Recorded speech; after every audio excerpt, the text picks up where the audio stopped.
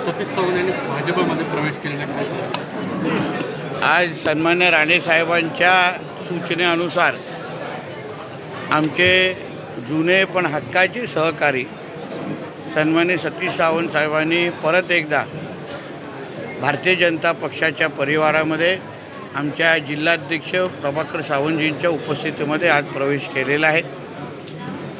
त्यांचा अनुभव आणि सहकार क्षेत्रामध्ये शेती क्षेत्रामध्ये त्यांनी केलेलं काम आणि ह्याच्या अगोदर पण ते जिल्हाध्यक्ष म्हणून त्यांनी काँग्रेसची संघटना सांभाळलेली अन्यही संघटना सांभाळण्याचा त्यांना एक चांगला अनुभव आहे।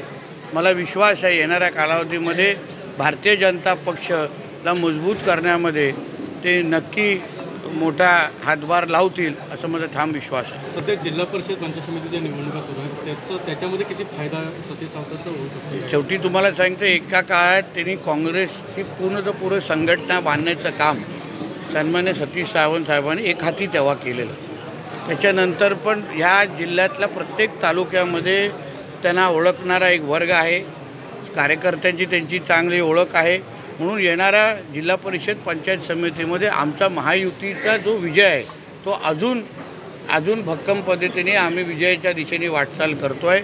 सतीश सावंत साहेबांच्या येण्यामुळे आमची संघटना तर घट्ट होईलच, पण आमच्या प्रत्येक उमेदवारामध्ये विजयाच्या ह्याच्यामध्ये त्यांचा निश्चित पद्धतीने सिंहाचा वाटा असेल। साहेब, ठाकरे सेनेला खरं म्हणजे संपूर्ण जिल्ह्यामध्ये एक मोठा धक्का मानला जातो आपण सतीश सावंत यांचा पक्षप्रवेश होत काय सांगितलं? शेवटी मी आता जसं भाषणात सांगितलं, सावंत साहेबांनी पण उल्लेख केला, ठाकरे सेनेला किंवा उद्धवजींना सतीश सावंत साहेबांसारख्या चांगल्या कार्यकर्त्यांचं सहकार्यांचं महत्त्वच कळलं नाही। त्यांना कुठे कशी जबाबदारी द्यायची, किती ताकद द्यायची हे त्यांना कळलं नसल्यामुळे त्यांनी स्वतः मुख्यमंत्रीच्या काळात उद्धवजींकडे जी कामं सतीश सावंतजी घेऊन जायचे सहकार बाबतीमध्ये शेती बाबतीमध्ये त्याचा कुठलाही फायदा कुठलाही प्रश्न ते सोडू शकले नाही मुख्यमंत्री असताना पण।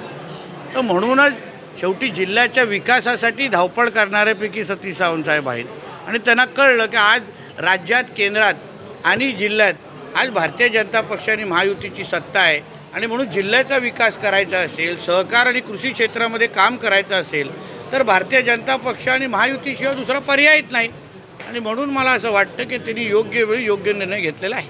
1990चे सर्व कार्यकर्ते सध्या बघितलं तर दादांच्या आता संपर्कात यायला लागले। शेवटी जसं मी सांगितलं हा जिल्हा सन्मान्य राणेसाहेबांच्या माध्यमातून उभा राहिलेला आहे।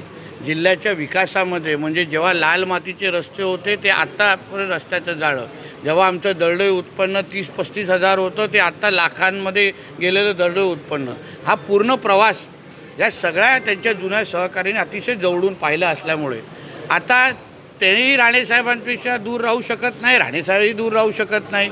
यावर्षी राणेसाहेबांच्या 75वा वाढदिवस आहे आणि त्या वाढदिवसाच्या निमित्ताने हे त्यांचे सगळे जुने सहकारी एकत्र मिळून अगर त्यांना ताकद देत असतील तर ह्याच्यापेक्षा चांगली गोष्ट कुठलीच नाही।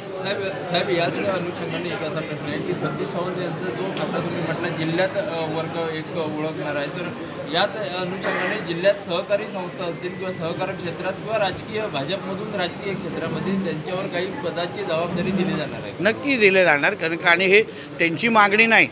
त्यांनी सांगितलं की मला फक्त काम करायचं आहे, पण आज आम्ही राज्य सरकारमध्ये आहोत, जिल्ह्याचा पालकमंत्री मी आहे, मलाही ताकद पाहिजे, मलाही हातभार पाहिजे, मलाही अनुभव आणि मार्गदर्शन पाहिजे आणि म्हणून येणाऱ्या काळामध्ये निश्चित पद्धतीने त्यांच्या अनुभवाप्रमाणे त्यांना जबाबदारी दिली जाणार। आणखी काही नेते आपल्या संपर्कात आहेत, त्यांचा प्रवेश देखील होण्याची माझ्या फोनमध्ये बघण्याची परवानगी कोणालाच नाही, म्हणून कोण माझ्या संपर्कात आहे हे मी सांगू शकत नाही। पण एक तुम्हाला सांगतो, येणाऱ्या काळामध्ये भारतीय जनता पक्ष आणि आमची महायुती जेवढी भक्कम आम्ही करू शकू, कारण का शेवटी आम्हाला जिल्ह्यामध्ये विकास करायचा आहे, संघटना घट्ट बांधायची आहे, म्हणून जेवढे जास्त चांगली लोक ज्यांच्यामुळे आमची संघटना भक्कम होईल आणि जिल्ह्याचा विकास होईल त्या सगळ्या लोकांना बरोबर घेण्याचा मानस आमचा निश्चित पद्धतीने आहे। साहेब, एक निर्मला सीतारामन यांनी बजेट सादर केलं, कसं बघता आणि आपल्या खात्याचं चांगल्या प्रकारे बघा, ह्या आजचा जो सादर केलेला बजेटमुळे आपला भारत महासत्तेच्या दिशेने अतिशय गतिमान पद्धतीने वाटचाल करत आहे, हे प्रतिबिंब ह्या बजेटमध्ये आहे। ज्या प्रमाणामध्ये प्रत्येक वर्गाला प्रत्येक क्षेत्राला योग्य पद्धतीने न्याय देण्याचं काम ह्या बजेटच्या माध्यमातून झालं आहे. त्यासाठी मी आदरणीय प्रधानमंत्री साहेब, आदरणीय आमचे अर्थमंत्री मॅडम यांचं मी मनापासून अभिनंदन करतो. माझ्या दोन्ही खात्याच्या अंतर्गत म्हणजे बंदर क्षेत्रामध्ये, शिपिंग क्षेत्रामध्ये, मेरीटाईम क्षेत्रामध्ये आणि मत्स्य क्षेत्रामध्ये मोठ्या प्रमाणामध्ये निधीची तरतूद केली गेलेली आहे.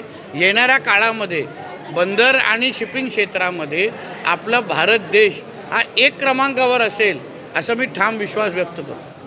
थँक्यू.